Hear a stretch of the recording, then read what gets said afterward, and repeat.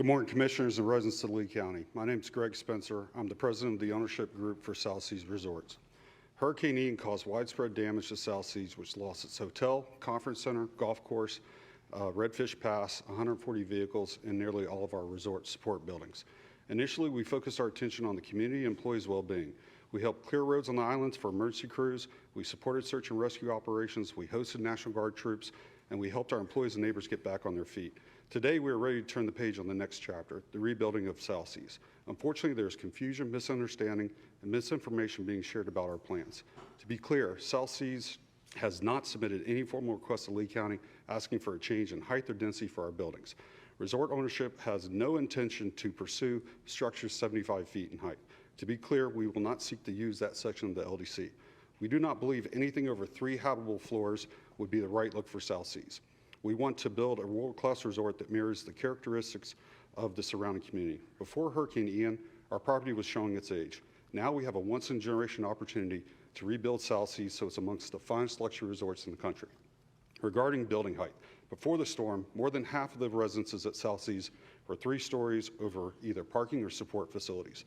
Buildings range in height from 42 feet to 48 feet above grade, and many do not conform to current FEMA flood elevations.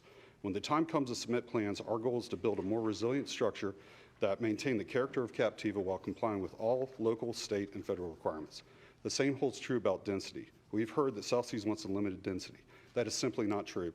We're not asking for it, nor would we want it. South Seas is spectacular because it's not a jam-packed city.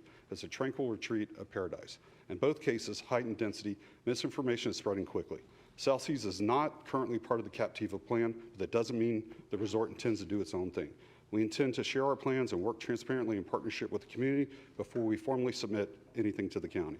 Given that we're in a crucial point of the post-storm recovery of Captiva, we believe that delaying any vote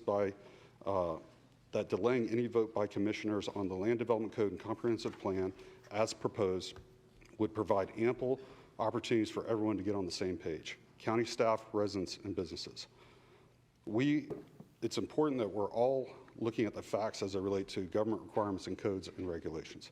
Our team is ready to join these public conversations to discuss how South Seas' current height governance, which is tied to surface grade, prohibits rebuilding existing structures while discouraging construction of a resort that is marketable, insurable, and resilient to future storms. Our vision for South Seas is to build an updated world-class property that seamlessly fits within a world-class community. The confusion rumors about our plans are clear signs that we need more time to discuss the subject. Thank you.